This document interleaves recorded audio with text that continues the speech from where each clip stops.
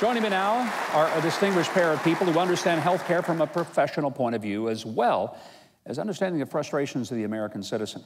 Congressman Diane worked as a nurse for 40 years before being elected to serve the 6th District of Tennessee. Today, she chairs the House Budget Committee on Capitol Hill. Professor Larry Van Horn is a leading expert and researcher on healthcare management and economics. He's responsible for the graduate healthcare programs at the Owen Graduate School of Management at Vanderbilt University. Congressman and Larry, it's great to see you both, and I'm so grateful to talk about healthcare with you because you guys actually know what the heck you're talking about. By the way, congratulations. The president tweeted about you today, congratulating you as the House Budget Chairman for getting a budget passed. We're all happy about that.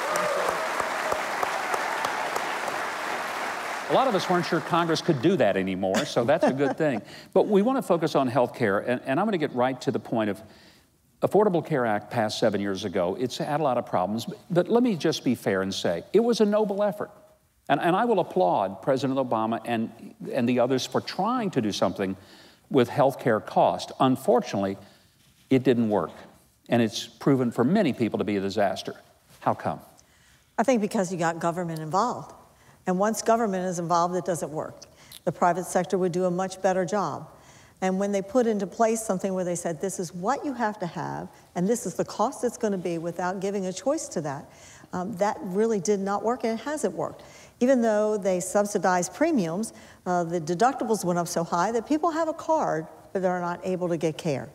And so I think anytime you have the government get involved in making the mandates and telling people what you have to have at a cost they can't afford, it's just not going to work. Professor Van Horn, there is a sense in which a lot of Americans, I don't think, understand that you can give people coverage, but that's not the same as health care. Explain for our audience the difference between saying I have insurance and I have health. Well, you mentioned it in your opening comments. The primary determinants of health are not medical care consumption. It's the decisions we make day in, day out about how we live our lives. And we have very poor incentives to make those decisions well. Nothing in our system today reinforces me being accountable and responsible for making those decisions wisely. The healthcare coverage debate is what has dominated the public discourse in healthcare. And that coverage does not translate into access when you have such limited supply and you don't have providers who are willing to take on new patients, as was the case with many in terms of the Medicaid expansion. So how do you balance that need of making sure that people have access, but at the same time, not punishing the people who have lived very carefully versus rewarding the people who haven't? Well, I think, first of all, we're humane people, and we want to take care of people when they're ill. And so having access to simple, decent care, and I'm big on public health centers, to have Department of Health where people can go and get those simple, decent care. And I think that we all want that for people to make sure that they do have at least access to simple care. And when there's an emergency, if they don't have insurance, we're going to care for them. But people have to be responsible for themselves as well.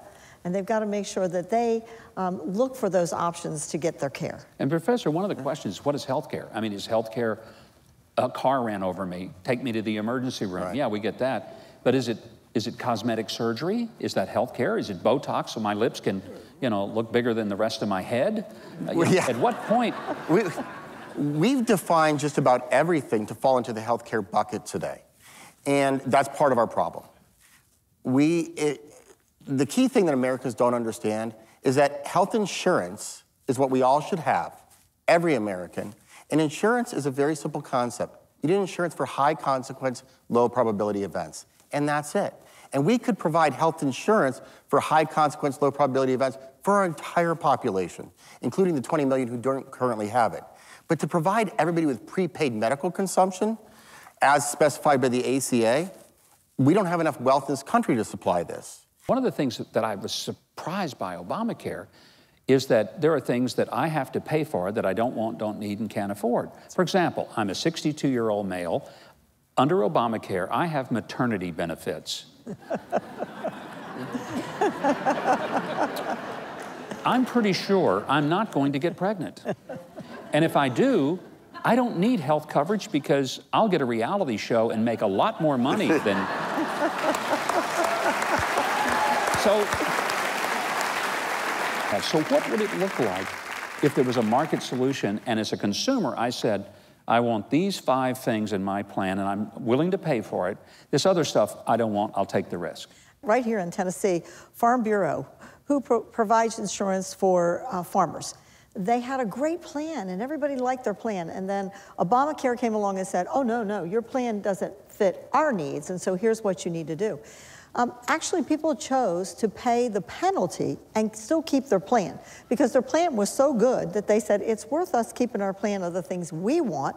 No maternity coverage for someone that's older and it's a male. Well, not that old. I mean, don't rub it in here. But they were willing to pay the penalty and actually got what they wanted at a cost they could afford and still paid the penalty to the federal government, which they got nothing for. One of the things that I think is the most important thing to me that I'm tracking that I'm really excited about is that there's a rise of a cash economy in healthcare just over the last 6 to 10 years that hasn't existed for the last 40.